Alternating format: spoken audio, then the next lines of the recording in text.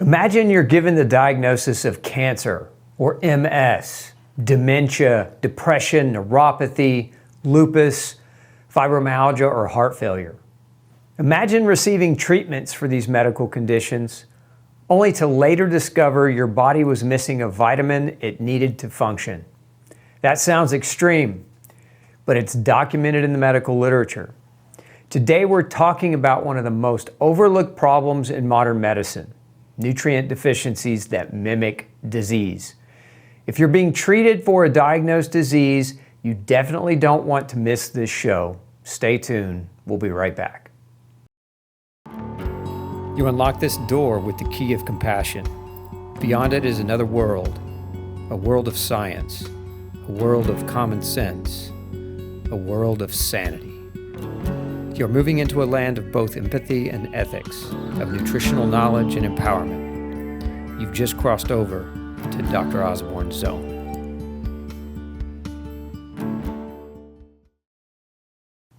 Welcome to Dr. Osborne's Zone. Today I'm covering how a simple vitamin deficiency may have tricked your doctor and put you on the wrong path of taking medications and treatment that might not be necessary. Maybe you're thinking that's not possible. Well, think again. You probably didn't know this, but most doctors don't study nutrition at all. Let's look at how nutrition gets covered in medical school. And as always, if you want the show notes, type in wrong diagnosis below and I'll get you all the slides. Let's look at nutrition in medical school. So this was a published paper in the journal Advances in Nutrition. Okay, we can cut it. Look at the first sentence here. The importance of nutrition in the development of disease and in the recovery from illness is among the most fundamental tenets in human biology and optimal health. Now that's the first sentence. And the authors later in the paper, they put this direct translation from the Greek Hippocratic Oath. And what is that translation? The first do no harm oath. It states this: I will apply dietetic. What does dietetic mean? It means nutrition. I will apply dietetic and lifestyle measures to help the sick to my best ability and judgment. I will protect them from harm and injustice. That's the Hippocratic Oath. Now, think about that for a minute. I will apply nutrition. Now, let's look at the nutritional training in medical schools as we speak today. Recent data show that 75% of U.S. medical schools have no required clinical nutrition classes. That's 3/4. 75% have no requirement whatsoever for nutritional training. 14% of residency programs have a required nutritional curriculum. So if your doctor went on and specialized in something else, there's a 14% chance that maybe he got some nutrition. More troubling, only 14% of current healthcare providers feel comfortable discussing nutrition with their patients.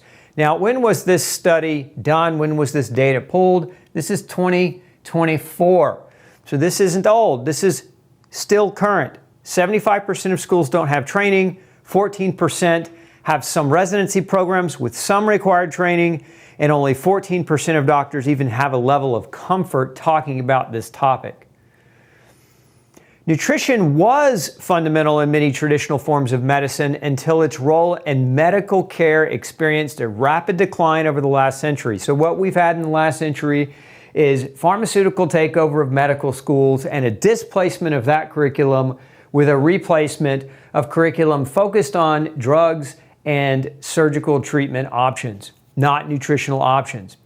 These authors believe a key cause of the decline in nutrition's essential role in healthcare and preventable medicine is the escalating crisis of inadequate nutrition education and medical training. It's a major problem. Down here, the statement of significance. Currently, there is a crisis of inadequate nutrition education and medical training, with recent data showing 75% of U.S. medical schools and 86% of residency programs have no required clinical nutrition training. More troubling, only 14% feel comfortable about talking about nutrition with their patients. Now, this was another study here where they were comparing U.S. medical school training with French medical school training. And so just some bullets here. In the US, it's not taught in every school. As I just showed you, 75% of schools don't teach it. There is no residency in nutrition. So if you wanted to become an expert in nutrition as a medical doctor or an osteopath, there's no path to do that through a residency. So when you go to your doctor, let's set the stage here. When you go to your doctor and they tell you nutrition's not important, and they tell you how rare nutritional disease is, what they're really telling you is something they don't have the qualification to speak on. They're talking about something they're not an expert in. Unfortunately, in the US, I don't know if this is true in every country, but in the US, the medical license gives doctors kind of a carte blanche to practice nutrition, even though they don't have any training. But in most patients going to see your doctor, I mean, raise your hand if you're one of these patients. Did you think that your doctor had nutritional training? How many of you think your doctor had nutritional training before hearing what I've just told you? I'd love to see the answers down below. But the reality is they can practice nutrition, but they don't train in nutrition. So they're not qualified to make the statement that scurvy's rare. They're not qualified to make the statement that B vitamin deficiencies are rare. They're not qualified to make really any statements on nutrition unless they've done some more aggressive postgraduate training. Like myself, I've got an extra 2 years of postgraduate training. I'm a diplomate with the American Clinical Board of Nutrition. So I've gone on to study and to add a lot more detailed information to my knowledge base. Plus, I have 25 years of clinical experience working with patients. So again, most doctors don't practice nutrition. They don't study nutrition. And so there's no experiential ability for them to make great judgment calls. So let's dive in now to how different vitamin deficiencies have actually been shown to mimic different diseases and end up in patients getting wrong diagnoses. So the first one that we're going to talk about is vitamin C. Now, just a little mini crash course on vitamin C. It's a water-soluble vitamin, and you get it predominantly from eating plant-based materials, anything that has bright, vivid colors, orange, green, red, yellow, blues. Those pigments in those foods are largely vitamin C-based pigments. Vitamin C's primary role, or one of its primary roles, is in the formation of collagen. Now, collagen is the structural protein that makes up your skin, it makes up your hair, it makes up your bones, your tendons, your ligaments, your joints. It's very, very important as a structural element in the body. And so if you don't have adequate vitamin C, what ultimately happens is your collagen, which is a trihelix or a triple helix, it kind of looks like this if you blow it up very close, and it has these little rungs in between it. Vitamin C, one of its jobs is to form that rung to make the collagen elastic and tensile strength very, very strong. But if you don't have vitamin C, these little cross links don't form properly and your collagen can rupture more prematurely. And this can lead to a lot of different types of symptoms, and it can lead to misdiagnoses. Let's look at what some of these are. So this first one is a report on scurvy. Vitamin C deficiency disease is called scurvy. So if somebody's vitamin C levels are low enough, we call that scurvy. If you remember, the pirates, you scurvy dog, this is where that term comes from. Those long sea voyages where sailors didn't have adequate ability to consume vitamin C, and so they developed scurvy as a disease. So you can see here, scurvy is a disease caused by chronic vitamin C deficiency. The greater prevalence was found in the pediatric population with neurodevelopmental disorders. So the thing about autistic kids and kids with other neurodevelopmental disorders is they have very, very meticulous eating patterns. They have texture issues, they have flavor and taste issues, and so they're very selective about what they eat. And this puts them at a much greater risk for developing vitamin C deficiency. A lot of them, I've known several that they're very fond of things like chicken nuggets. They're very fond of French fries, fast foods that have the same type of fried-like texture, and there's no vitamin C in those foods. And if their diets are predominantly that, it's a lot easier for them to develop vitamin C deficiency. But in this case, you see here, our case reported a child with autism who presented with arthralgia, which is joint pain, and anemia. Systemic lupus was the first diagnostic impression. After the child was treated with ascorbic acid, however, the child's symptoms resolved. So what was happening is this child was being treated not with vitamin C, non-responsive. That led to further investigation where they identified the child was low in vitamin C and treated the child, and the symptoms recovered. Furthermore, parents and physicians should be concerned about nutritional status. Now, how can physicians be concerned about nutritional status when they don't take nutritional training? Again, going back to the premise of what we talked about, especially in children with restrictive dietary intake. Here's the patient's perspective, right? At first, I was afraid my daughter might have some severe illness. So the doctor doesn't know anything about nutrition, is diagnosing lupus. Lupus is a scary, scary disease. It can cripple people, and it comes with a broad array of immune-suppressing treatments, very dangerous medications to be taking long-term, especially in a child. So imagine being the parent of that child and getting that diagnosis, and that's what you're being told. And it's a simple vitamin C deficiency. Anyway, when the doctor said that my daughter had to be consulted with a pediatric neurologist, it made me feel nervous. After my daughter was consoled, she was pretty normal. My anxious feeling was relieved when we have known the exact cause of the illness. They finally figured out it was vitamin C. The doctor explained to me about the disease and treatments extensively.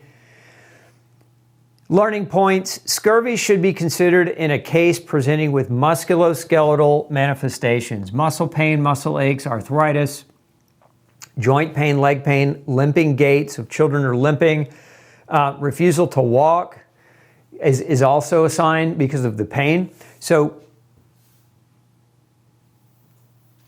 point being, lupus can be misdiagnosed. Vitamin C could be mimicking that condition. And if the doctor doesn't know to measure vitamin C or doesn't know to think about measuring vitamin C, we get prolonged treatments for a disease that the child or the patient doesn't even have. And that has a profound impact, not just from the patient's pure health perspective, but also from a cost perspective.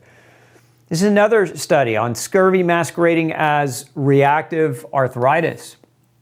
In this case, patient developed a rash and left ankle pain of 1 week's duration, as well as a fever after 3 weeks of a productive cough, sore throat, hoarse voice, and general malaise. 6 days prior to presentation, had redness and swelling of the dorsal aspects of both hands with accompanying rash, and 2 days prior presentation developed a similar rash on the legs with associated left ankle pain, redness, and swelling. Reported eye redness, pain, photophobia or sensitivity to bright light, crusty eye discharge, and pins and needles sensation on the soles of both feet.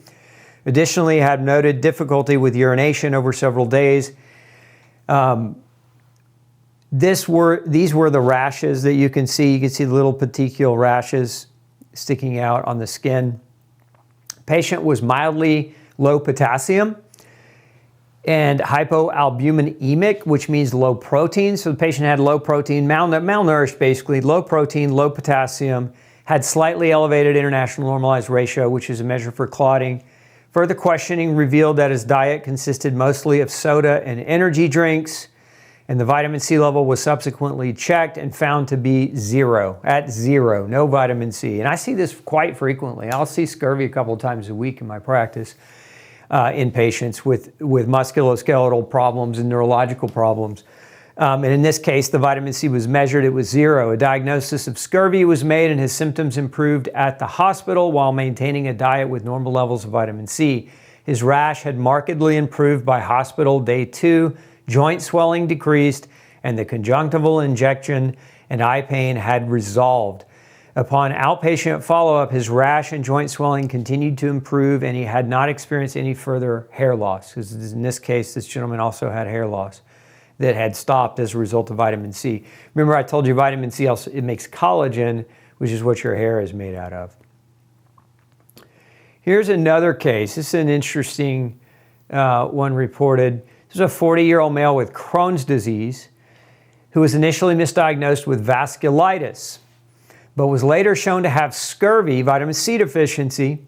The patient's diet was nearly exclusively made up of highly processed fast food with no fresh fruits or vegetables. Well, folks, that's the vast majority of the population nowadays.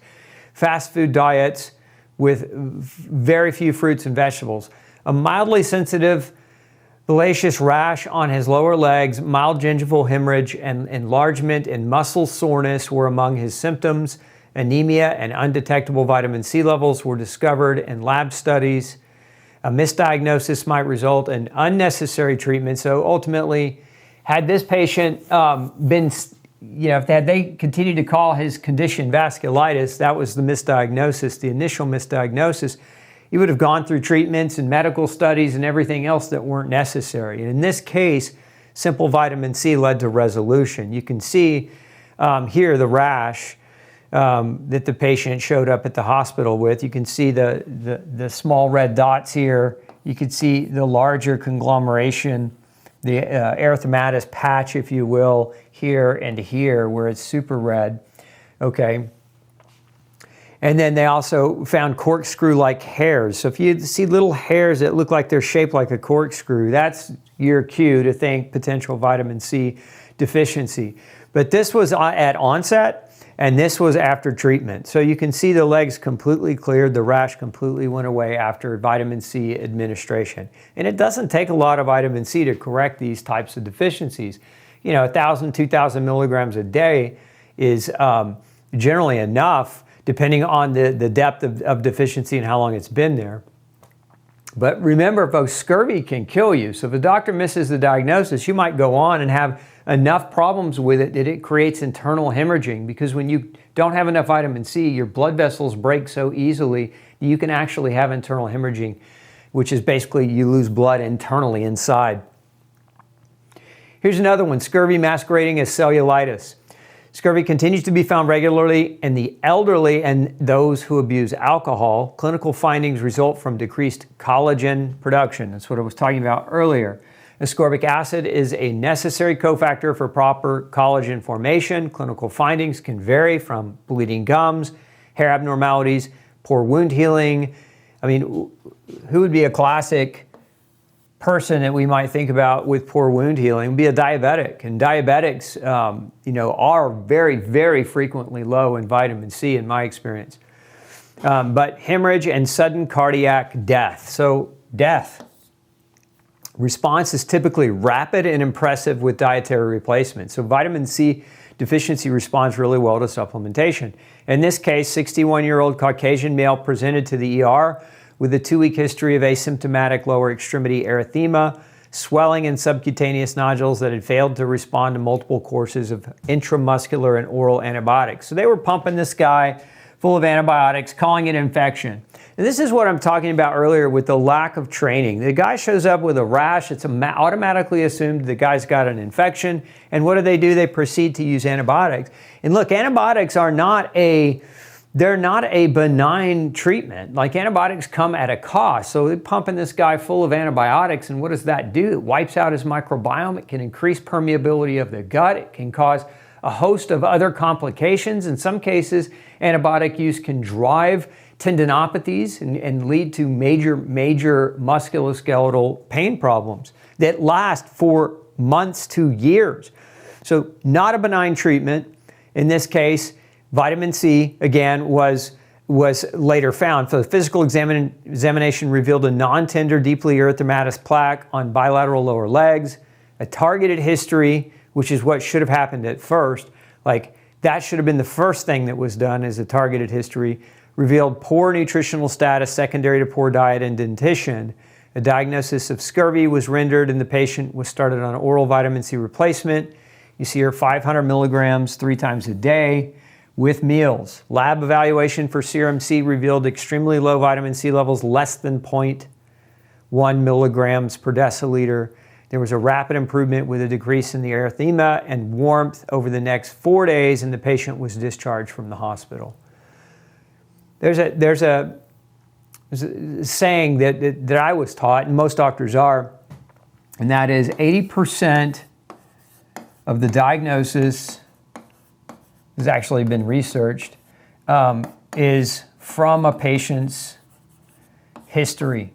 When the doctor takes enough time to have a conversation with the patient, ask the right questions, typically 80% of the diagnosis, of the accuracy of the diagnosis is found within the context of having that conversation. How many of you have gone to a doctor and maybe you got 3 to 4, maybe 5 minutes with the doctor, maybe you spent more time with the nurse than the doctor, or maybe you spent more time with the med tech than the doctor, and the doctor just comes in and asks a couple questions, writes you a script, and walks out the room. How can you do a proper medical history in that short constraint of time frame? And especially if you're not trained in nutrition, how can you do an accurate medical history as it relates to nutrition?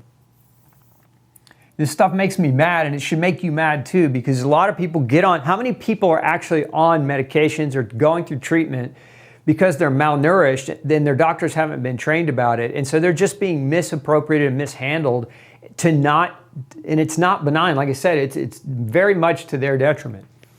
Here's another one, a nutritional deficiency masquerading as neurological disorder, scurvy-induced paraparesis. This is a case.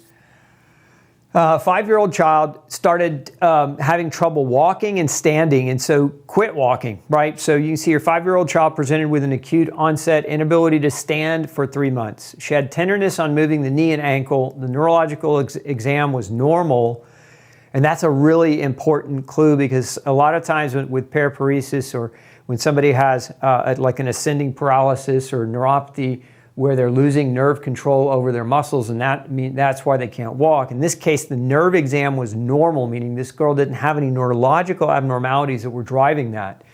So then they did dietary history and revealed food selectivity. So this child was very picky on the diet. X-ray of the knee was suggestive of scurvy. There were certain findings in the X-ray, and the vitamin C level was low, so scurvy was considered. She was treated with diet modification and vitamin C. She improved and began standing on the 3rd day. That's how fast she reacted. Now imagine if this diagnosis had held and they would have kept treating her in another way, and it was imagine your child having that. And then walking on the 10th day of vitamin C therapy. Scurvy should be considered a differential diagnosis in children with acute or subacute pseudoparalysis of the lower limb. So there's some examples of vitamin C scurvy being misdiagnosed as other conditions. Let's talk a little bit about vitamin B1. Now, vitamin B1, also known as thiamine, very important B vitamin. One of its main roles is in the production of a compound called acetylcholine. And acetylcholine is the primary nerve transmitter or neurochemical that drives the nervous system, specifically the parasympathetic nervous system. This is your part of your nervous system that helps you sleep and digest. You think of it as it calms everything down. It takes you out of fight or flight. Sleep, rest, digest, sexual intercourse, all part of parasympathetic nerve tone. And you need vitamin B1 to make this substance. And without it, you can develop a lot of different types of problems. But let's talk about some of the diseases linked to vitamin B1 mimicry. So you can see here thiamine deficiency masquerading as GBS, Guillain-Barré Syndrome. Now, if you don't know what Guillain-Barré Syndrome is, or GBS, it's an autoimmune ascending paralysis. So it starts in the feet and it works its way up. And it can cause you it can put you in a wheelchair. It can be very, very quick onset as well. And so you see here a serious neurological manifestations. Besides this, which is Guillain-Barré, vitamin B1 deficiency can cause peripheral neuropathy, paralysis, confusion, paresthesia, pain, dysarthria, and nystagmus, which is an abnormal movement of the eyes. Thiamine deficiency also develops at an increased frequency in patients who have gastric bypass. If you have a gastric bypass, or if you know somebody who's had a gastric bypass, you're at greater risk for vitamin B1 deficiency because you've bypassed your stomach, and there's an important role in digestion and absorption. Prompt recognition of thiamine deficiency is important since it's readily treatable, and prompt treatment increases the likelihood of favorable outcomes. On the other hand, if the diagnosis is delayed, treatment of severe thiamine deficiency can lead to permanent neurological damage. In other words, those nerves don't have adequate vitamin B1 for a long enough period of time, you might have damage that doesn't recover. Since clinicians often do not consider thiamine deficiency in patients without a history, and how can they? They don't train in nutrition. Especially if the patient doesn't have a history of alcohol, this diagnosis is often either delayed or missed altogether. This case series presents 4 patients with acute neuropathy due to thiamine deficiency. So again, I won't go through each one of the cases, but I just want you to understand that these neurological conditions, Guillain-Barré Syndrome, which is also linked to another treatment that are commonly given to children in a pediatric office. I'll let you draw the line there because there's a known driver for that. But at any rate, vitamin B1 deficiency can mimic it. Here's another case, thiamine deficiency and heart failure. Over the next 3 months, the patient presented to the emergency room multiple times with acute heart failure exacerbations that were suspected to be secondary to medication noncompliance. On the 3rd visit, he was admitted for further workup. So this is 3 times. They've missed the diagnosis so far 3 times. He was admitted for further workup as he appeared confused. Neurologic testing revealed significant neurocognitive deficits as well as bilateral cranial nerve 6 palsies. Cranial nerve 6, that's the abducens nerve. It's the nerve that takes your eyes and allows them to move laterally. And so when you have a palsy of that nerve, your eyes won't go laterally, and so they'll kind of look cross-eyed. He was presumed to have Wernicke's encephalopathy caused by his history of alcohol abuse, although he denied recent alcohol use. Oral thiamine at 100 milligrams per day was started. After 16 days, he became progressively hypotensive, requiring discontinuation of all his cardiac medications. That's an important note. Much of what cardiac patients have, a lot of them are put on diuretics, especially loop diuretics.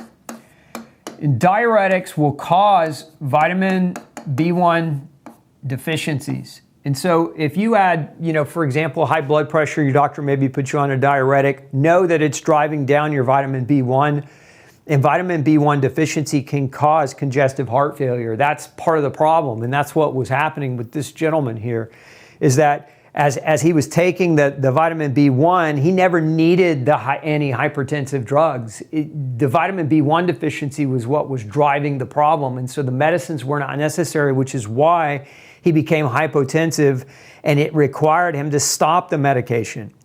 A repeat test showed dramatic improvement in his left ventricular systolic function with ejection fraction of 55%. Moreover, the patient's cognitive status significantly improved with his cognitive assessment score improving as well. So this patient, improvement with thiamine, vitamin B1. And it took 3 trips to the ER to get it figured out.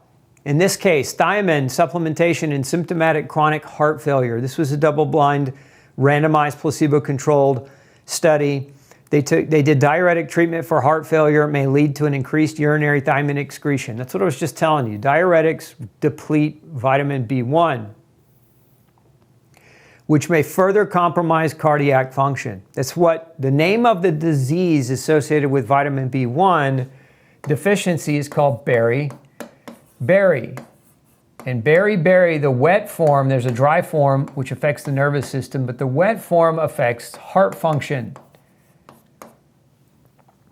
So at any rate, when the doctor doesn't understand what beriberi is, or has never seen a case of beriberi because he doesn't never known how to look for it because he's not been trained in nutrition, he's looking at heart failure and he's just thinking this patient's maybe overweight and maybe this patient is just getting older, and they're putting them on diuretics and they're putting them on other medications to try to prolong their life without ever asking the question, is vitamin B1 driving the heart failure?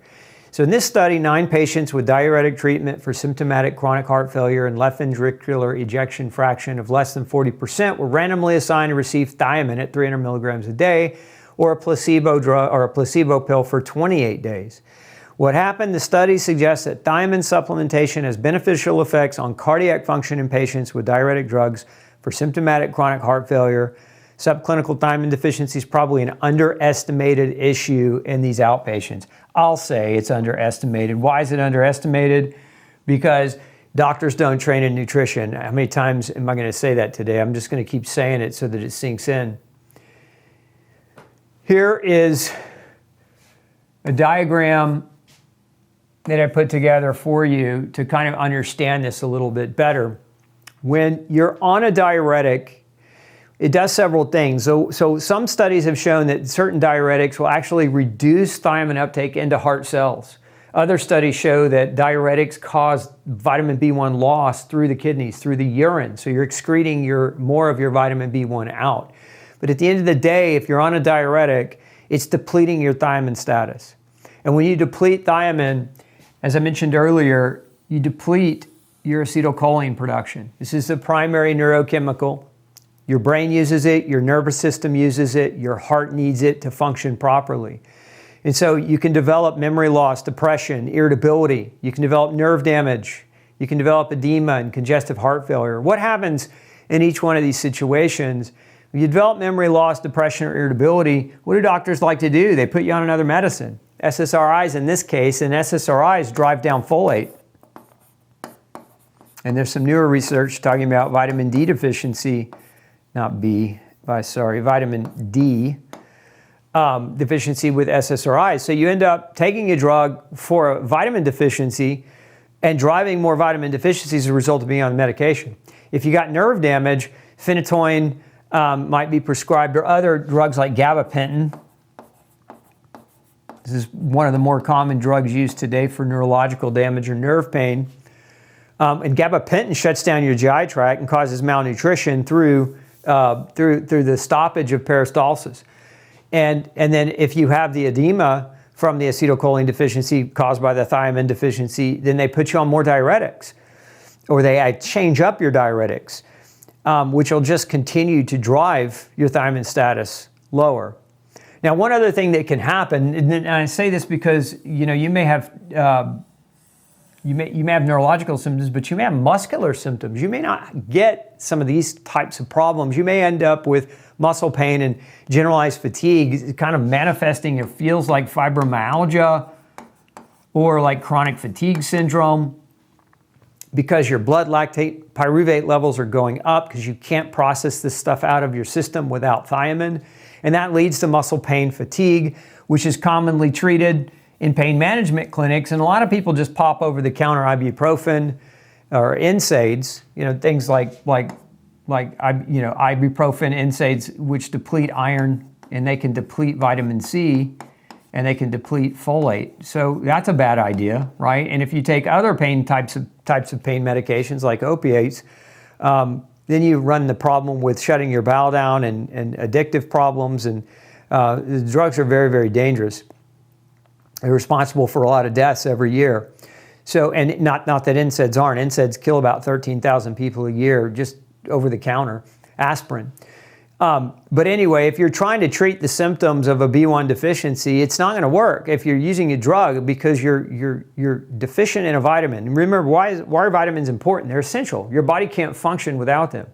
Meaning you have to eat these things in your diet, and you have to get these nutrients in because they are important for essential functions your body can't survive without.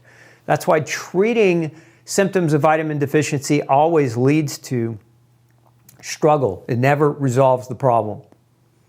Okay, let's move on to vitamin B12. Now, vitamin B12 has a few very important roles. One of its roles is in the nervous system, where it helps to produce myelin sheath. Without vitamin B12, we can have a demyelinization of the sheath. Now, vitamin B12 also plays a role in methylation, which is a chemical process in your body that helps with detoxification. But importantly, there's a compound called homocysteine, which is a nerve toxin and a vascular toxin. And and it's linked to cancer and stroke and heart attack and nerve damage. But you need vitamin B12 to control this natural byproduct of methylation, of metabolism. Now, vitamin B12 also is very, very important in stimulating the red blood cells to properly mature. So your red blood cells require vitamin B12 so that they can mature. When your red blood cells are born, they're typically very, very large. As they mature, they get smaller, and they take on, ultimately, they take on a biconcave discoid-like shape. This is so they can carry oxygen. And so this is a multi-step process whereby the cells born out of your bone marrow, it's very large, and as it matures under the influence of vitamin B12, it becomes normal shaped so it can deliver oxygen effectively. This is why vitamin B12 deficiencies are linked to what are called macrocytic anemias. Macro because the cell is macro, it's large. Cytic means cell. So macrocytic anemia would be caused by vitamin B12 deficiency because that red blood cell can't mature properly. So now you know a little bit basically about vitamin B12, and where we eat vitamin B12 is in meat. There's no, in plant foods, there's no vitamin B12 to speak of any significance in plant foods. So you're not going to get this from eating fruits or vegetables. You have to get it from eating meat. And I know many of you may be on plant-based diets. If you are, look, supplement with some vitamin B12. Get your vitamin B12 checked periodically just to make sure you don't end up in this situation. Let's talk about some of the disease mimics here. Low vitamin B12 levels, an underestimated cause of cognitive impairment and dementia. And dementia, Alzheimer's is becoming more and more of a problem. You can see here, vitamin B12 deficiencies linked to impaired cognition and memory along with sensation of tingling and numbness, an outcome of poor myelinization.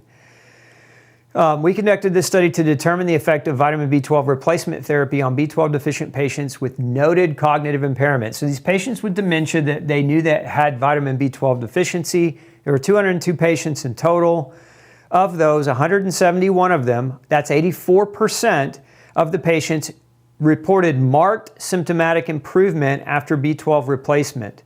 And their many mental status evaluation scores improved in 78%. So many mental evaluations or tests that doctors give to determine cognitive function in patients. And so again, 84% reported improvement, 78% had medical testing that showed improvement. Of the remaining 44 patients who reported no symptomatic improvements, their MMSE scores improved in 26 of them. 18 patients showed no improvement. So that's pretty substantial, meaning that the vast majority of patients with B12 deficiency and cognitive dementia showed improvement by just taking in vitamin B12. Now, one of the reasons this can happen in the elderly, especially, is because of stomach acid. Many of the elderly, there's some research that shows that as we age, we make less stomach acid, although I don't know that that's 100% true. I don't think it's aging that causes reduction of acid production. I think it's damage accumulation to the GI tract over time that gets misdiagnosed as aging that drives down stomach acid. And so it's very common too for patients and for the elderly to be on antacids, which will block stomach acid. And so what happens here is without stomach acid, you don't absorb B12 efficiently. So it's much more common to be B12 deficient. There are also many medications that can block vitamin B12 absorption beyond antacids, like metformin, the classic diabetes medication. Many diuretics deplete B vitamins, not just B1, but also B12. So a lot of the elderly are taking 5 or more medications, and my experience clinically with this is that many of these people have basically, through drug-induced nutritional deficiencies, through physiological reduction of stomach acid, have a greater risk for developing these types of deficiencies. Okay, this is an interesting case report. So reversible dementia, psychotic symptoms, and epilepsy in a patient with vitamin B12 deficiency. You see, B12 deficiency is common, typically associated with megaloblastic anemia or macrocytic anemia, glossitis, which is swollen tongue, and neuropsychiatric symptoms. Report the case of a patient presenting with progressive cognitive and functional deterioration, psychosis, and seizures, later found to be secondary to pernicious anemia. Pernicious anemia is an autoimmune condition where the immune system is damaging the cells in the stomach lining that produce acid and predominantly intrinsic factor, which is the substance that attaches to B12 to help it become absorbed. The patient had a remarkable neuropsychiatric recovery after vitamin replacement. So, B12. Now, if the doctors in this case weren't educated about B12, they may not have even looked. And that, again, that's the point. This was a nice review of diseases that we know that vitamin B12 can contribute to because of its role in the nervous system. So you can see here peripheral neuropathy, memory loss, ataxia. So if you're losing your balance, you might think B12, impaired attention, reduced executive function, gait abnormalities, muscle weakness, tremors, numbness, spasticity of muscles. So if your muscles stay really tight and spastic, psychiatric disturbances, hallucinations, visual impairments, cognitive decline, difficulty in decision making, delayed reaction times can all be subsequent problems of vitamin B12 deficiencies. And this, again, this was a review of human studies where they actually did vitamin B12 interventions and found improvement in all of these different types of problems. Keep in mind that most of the time when people get a diagnosis, neurological diagnosis of dementia or neuropathy, they're told it's idiopathic. They're told, the doctors say we don't know why, and then they go on to give them some type of medication. What I'm trying to show you is that vitamin B12 deficiency may be the reason you started to develop a neuropathy. It may be the reason why you've started to have cognitive decline or balance issues or sensual, or I should say, your ability, your senses, your taste, your smell can deteriorate with vitamin B12 deficiency. So if those things are happening to you, ask your doctor to measure your levels or get a doctor who knows nutrition. Call my office. Here's another one. Vitamin B12 deficiency masquerading as thrombotic thrombocytopenic purpura, or TTP, which is a very dangerous disease, by the way. And so what happened, a workup and management of a 42-year-old man who presented with anemia, thrombocytopenia, and schistocytes on peripheral smear. Schistocyte is just an abnormally shaped red blood cell. You can see that right there. It's kind of cleft off. A normal looking red blood cell is more like this. Although and then you can see this one here, this one with the red, that's a macrocytic cell. It's a large red blood cell without proper maturation. And the reason why you want to think about vitamin B12, I said earlier that vitamin B12 helps red blood cells mature, right? So they start out large and then they get smaller. But one of the other things that is in your bone, in your marrow, are stem cells. These stem cells produce not just red blood cells, they also produce platelets. And they also produce white blood cells. And so what can happen is when you're B12 deficient, you don't just necessarily have red blood cell abnormalities, you can have white blood cell abnormalities, as in this case here, hypersegmentation of these neutrophils, which are a type of white blood cell. And then an absence of platelets is really not very, in this smear, you don't really see any platelets to speak of. And so low platelets, thrombocytopenia, that's what that means. And in this case, it's vitamin B12 deficiency is not properly stimulating the bone marrow, so we're getting these blood abnormalities that look like a disease called thrombocytopenia purpura. And good thing these doctors were smart enough to do some additional investigation. They initially treated this patient with steroid therapy and plasmapheresis. But as hemolysis means red blood cells continuing to break, it continued to happen. So he continued to have hemolysis. Further workup showed that he had megaloblastic anemia, severe vitamin B12 deficiency, high iron saturation, and absent reticulocytosis. Our patient similarly had significantly elevated serum homocysteine levels. Remember what I told you a minute ago? Homocysteine is a simple blood test, by the way, that can be measured. Elevated homocysteine above 9 is generally can be indicative of vitamin B12 deficiency. So the homocysteine elevation confirming the suspicion of B12 deficiency. Vitamin B12 replacement led to normalization of the elevated levels of homocysteine, the disappearance of the schistocytes on the peripheral smear, and resolution of the microangiopathic hemolysis, thereby confirming the diagnosis. So this patient could have gone on and stayed on some really bad care had these doctors not had the insight to search for vitamin B12 as the differential in the diagnosis of this patient. So good doctoring in that case. Here's another on vitamin B12 deficiency mimicking multiple sclerosis. This is a report of 2 cases, and I won't read the reports to you, but I'll just read the conclusion here. However, clinical features and MRI findings. So if we look at how do you diagnose MS? Multiple sclerosis is a diagnosis predominantly of exclusion. The patient has certain symptoms. They usually see a neurologist, they get a neurological exam, and maybe they'll get an MRI. And the MRI will show demyelinating lesions. And a lot of these demyelinating lesions can be autoimmune in nature, meaning that it could be an autoimmune attack on the nervous system, but it could also be vitamin B12 deficiency. So when you're looking at an MRI, remember it's just a picture, and it might show lesions, but B12 deficiency can cause the same kinds of lesions, and B12 deficiency can cause the same types of neurological symptoms as MS. And so this is why if you've got a diagnosis of MS, you better ask your doctor to rule out whether or not you have a vitamin B12 deficiency.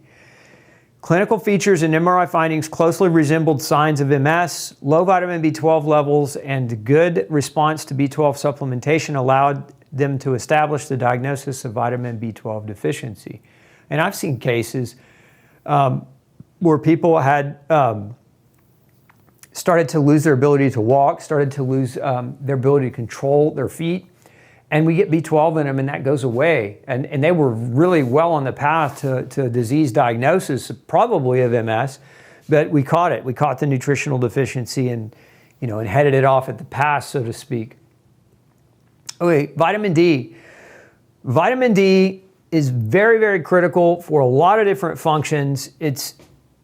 Some of its major roles include the absorption of calcium from your gut. So vitamin D actually tells your gut cells to absorb calcium from the food that you eat. And this is one of the reasons why low vitamin D can contribute to diseases like rickets. Rickets is that childhood vitamin D deficiency disease that causes bow legs. You ever see an adult with bow legs, it's because he was vitamin D deficient as a child. So calcium absorption is an important part of vitamin D. Insulin signaling is very important, so it helps regulate blood sugar. Vitamin D helps mature immune cells. This is one of its most important functions. In the thymus, vitamin D regulates how your immune cells become appropriately, let's just say it's like Goldilocks and the Three Bears. Your immune cells can behave too strongly, they can behave not strongly enough, or they can be like the porridge and be just right. And vitamin D helps make that decision, because what it does is it teaches the body that to kick out immune cells that are too strong and to get rid of immune cells that are too weak. So what's left are the ones that are appropriately behaving. And so with that in mind, vitamin D deficiency can create or contribute to a lot of immune dysfunction. We've looked at many, many different forms of autoimmune disease. So we know, like, for example, lupus, psoriatic arthritis, rheumatoid arthritis, uveitis, Hashimoto's hypothyroid, type 1 diabetes. Those are all linked to vitamin D deficiency. But in this case, we're talking about vitamin D deficiency masquerading as an occult malignancy, meaning a cancer. And there was a woman in this case where she started to have severe pain, severe bone pain. And so when she went in, you see where these arrows are here, we blow that up. You can see there's bone loss in that hip. There's also a little fracture right here. And then you can also see there's a lesion in the hip. It's an osteolytic, what's called an osteolytic lesion in that hip. And so marked osteopenia, an expansile osteolytic lesion as seen by those arrows up here. And then she also had like I said, she had some lack of mineralization in the actual hip itself. So this was on admission. This was the original, let's say the original image here. This was a follow-up image, and you can see the lesion here that was here is gone, and you can see the increased density of the bone, and this was after many months of being treated with vitamin D. But in this case, what happened was vitamin D deficiency was driving down her ability to absorb calcium. And when you don't absorb enough calcium, your body makes more of a hormone called parathyroid hormone. And parathyroid hormone will suck calcium out of the bones. The blood doesn't do well when calcium levels drop. So parathyroid hormone will pull that calcium out of the bone. And that can create osteolytic-like lesions that can be sometimes confused with as cancer. Now in her case, she had elevated parathyroid. She also had a chemical in her blood called ALP, alkaline phosphatase, that was elevated. And so these were some of the clues. When they treated this woman with vitamin D, her parathyroid hormone declined dramatically to within normal. Additionally, her serum alkaline phosphatase, it took a little bit longer for that one to normalize. In this case, it took about 5 months, but you can see these markers right here on this side. So the green line is her at initial diagnosis. This is her alkaline phosphatase that's very high, but over the course of several months, it came down and normalized. We also can see here the blue line represents parathyroid hormones. You can see it started out extremely high, and then over the course of vitamin D supplementation, it normalized very quickly within 3 months. So again, this was a vitamin D deficiency masquerading as an occult type of cancer. And think about the consequences of being treated for cancer. In many cases, it's chemotherapeutic treatment, radiative treatment, depending on the type of cancer. Here's another case of vitamin D deficiency masquerading as a metastatic cancer. Patients with vitamin D deficiency can present with nonspecific bone pain as one of the symptoms, and findings on radionuclide bone scanning that may suggest metastatic malignancy. If you've ever seen one of these radionuclide bone scans, it's basically just a scan, and it shows all these different hot spots that doctors speculate may be cancer. So they're doing that scan to look for those types of hot spots. But vitamin D deficiency can cause a lot of those hot spots, leading to kind of a false impression. In this report, we present 4 such cases in which clinicians initially pursued the diagnosis of metastatic malignancy and did not consider vitamin D deficiency and osteomalacia, which is the name of the disease state of vitamin D deficiency in adults, in the differential diagnosis. Eventual recognition of vitamin D deficiency and provision of supplementation resulted in prompt resolution of symptoms for each patient. Cancer is a big deal. In that first case I showed you, that person was treated for cancer and mistreated because you didn't actually need the treatment. And so that treatment was very deteriorating to her health further. And it wasn't until the second opinion doctor came in and said, this isn't cancer, this is vitamin D deficiency that's mimicking cancer. We need to get this treated as soon as possible. Now, I'm not telling any of you that are watching this that you should throw away your doctor's orders and throw away your treatments and throw away your medications and just go take some vitamins. What I'm trying to allude to for you is that vitamin deficiencies can mimic disease because doctors aren't trained in nutrition. They're not trained to look for the signs of nutrient deficiency. Many of them don't know what tests to order. They don't know the difference between serum tests and intracellular tests and other specialized types of nutritional testing because the vast majority of them have received no training during their medical school curriculum. So there's a gap between, do you have a disease or do you really just have the symptoms of a nutritional deficiency or multiple nutritional deficiencies that are being misdiagnosed as disease? And that's the question, and that's the thought process that I'm trying to impart to you, to put in your mind and to think about. And if you doubt that you're on the right path, if you've been diagnosed with something and you're medicating and you're not getting better and you're just frustrated, you need to start thinking about vitamin deficiencies, mineral deficiencies. I only covered a handful of things today. We could talk literally for days about the different disease mimics that vitamin and mineral deficiencies can contribute to. And I would even go a step further and say it's not even really disease mimics, it's just a misinformed medical community that has forgotten the historical past. They've forgotten what their Hippocratic oath means, which is dietetic in nature, to study nutrition and to help patients with nutrition and lifestyle. Nutrition and lifestyle, not to help patients with new drugs and third-generation drugs and fourth-generation drugs and all these other types of treatments that have taken the front stage. You know, we live in a society where patients have, unfortunately, overestimated the intelligence and the capacity of their doctors to understand why they're sick. And this is not a damning, scathing report of all doctors. There's some wonderful, wonderful doctors out there. But when they're not training them in nutrition, they're missing diagnoses. And that means they're misdiagnosing, which means they're mistreating, which means patient can go on for years and years and years miserable, doing the wrong things, spending their money and losing their life and losing their quality of life as a result of the wrong diagnosis. So please, I urge you, if you learned anything from today's show, it's think nutrition and lifestyle interventions first. Think medicines and medical procedures next. Primary care should be focused on nutrition first. And if you're doing nutrition first and you have an odd diagnosis or you have a diagnosis that requires medication, by all means, work with your doctor to figure that out. But if you haven't even looked at nutrition, please, I encourage you all, go and do it. It might just save your life. It might just save somebody you care about's life. Thanks so much for tuning in to Dr. Osborne Zone.